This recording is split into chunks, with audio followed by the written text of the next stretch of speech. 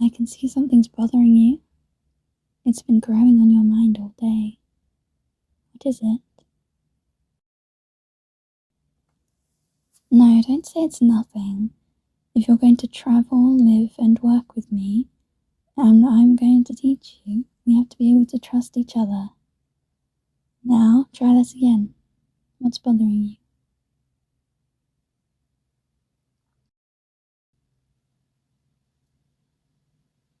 If I really am as powerful as I claim to be, why haven't I fixed the world? What part of the world are you referring to, little one?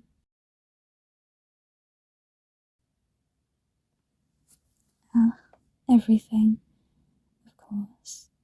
War, famine, looting, fear and hatred. You think I should have ended it before now? Be honest. Do you blame me for the fear you've lived with longer than you can remember?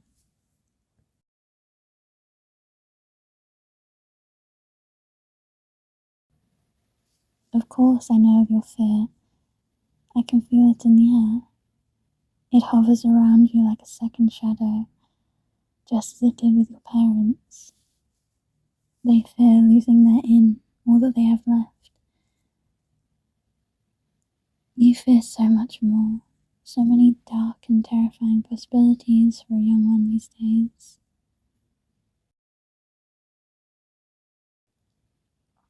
You know you're safe with me, right?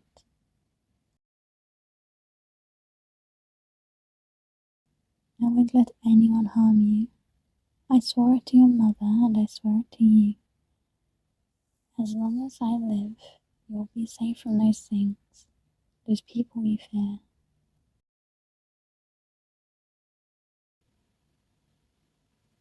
You're still glaring at me. Right. Why can't I just snap my fingers or recite a spell and put the world back as it should be?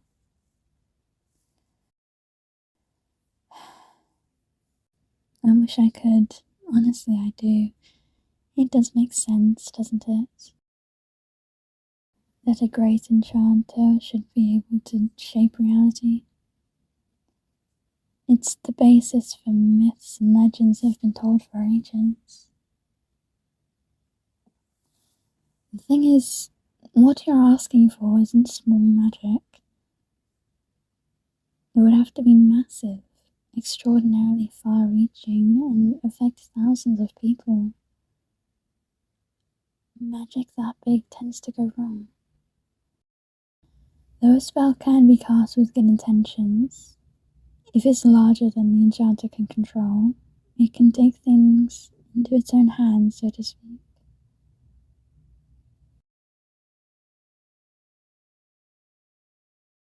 How can a spell be larger than the one you cast it? How do I explain it? Have you heard of the story of the young man who fell in love with the most beautiful girl in his village? No? Come here, sit down and I'll tell you.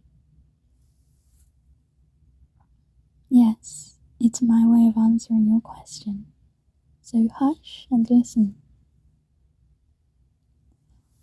As I said, there once was a young man who fell in love with the most beautiful girl in their village.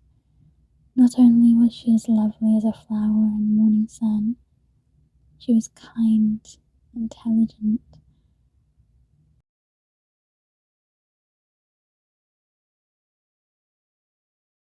As one might expect, most of the young people in their village sought her attentions. Though she seemed to return his affections, the boy grew jealous and worried that she would eventually choose another over him. His fear grew and festered until he couldn't believe anything else. Not even the word of his love.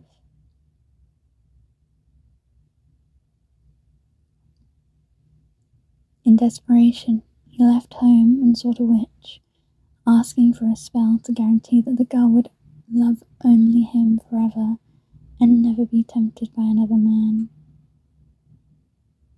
The witch cautioned him against such a spell, telling him, as I have told you, that magic is fickle and difficult to control with unexpected consequences. He insisted, obsessed with the idea of his love being solely devoted to him.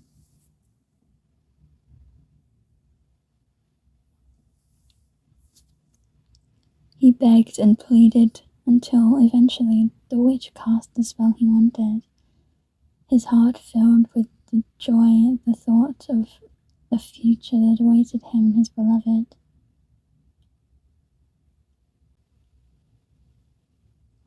Now, little one, do you think he got exactly what he asked for? No, of course not.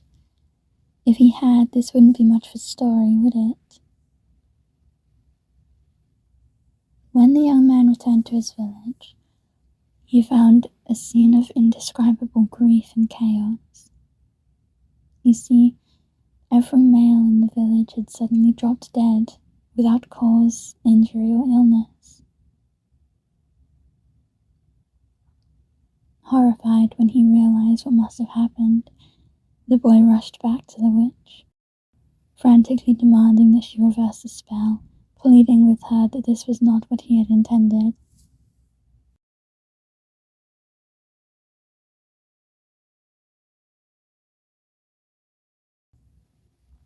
The witch couldn't help him.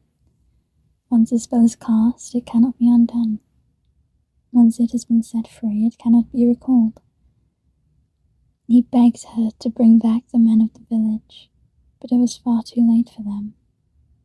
No mortal can truly bring back the dead, reanimate bodies perhaps, but not bring the soul back once it has departed.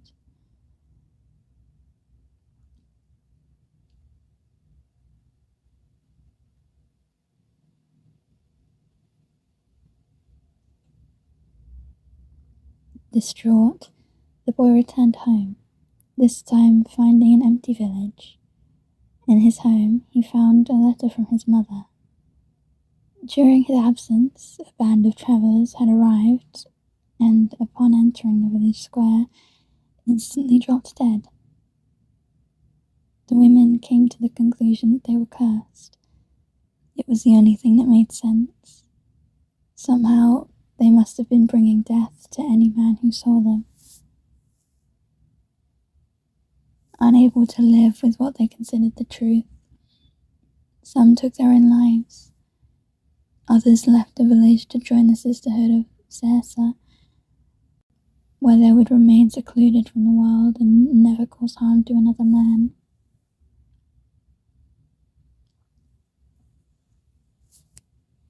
Now, let me ask you, were those women cursed? No.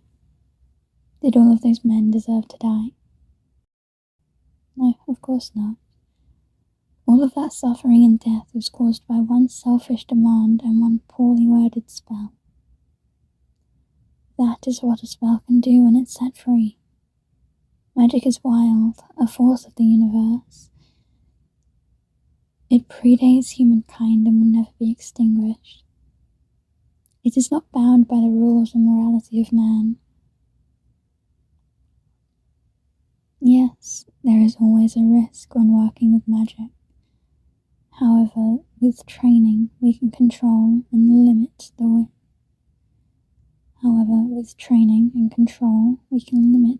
risk.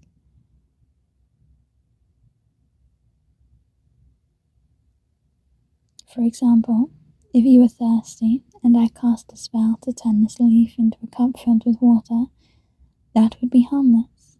However, if I cast a spell so that you would never be thirsty, that could go wrong very quickly.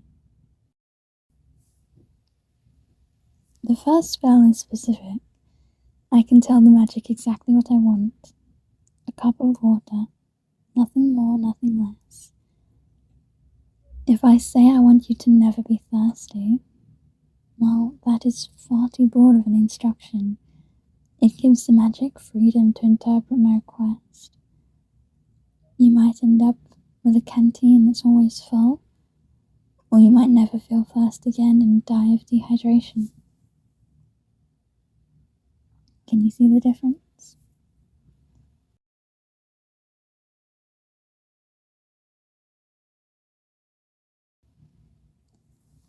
Okay, maybe it was a bit of a dramatic comparison, but you can see it, can't you? Now who's being dramatic? But yes, that's the idea. If I tried to cast a spell for peace in the land, it might kill everyone.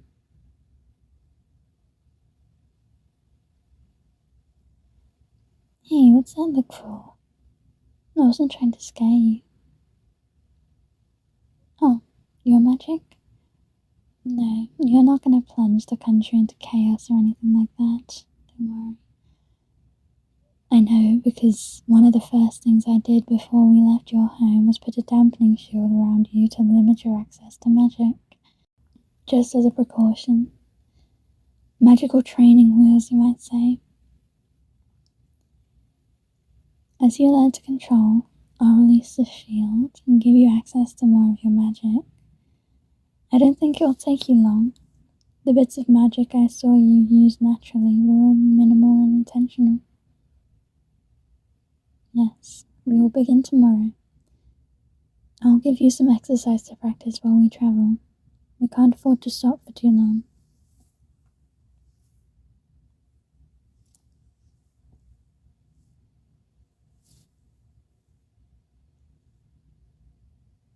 Where are we going? To the king.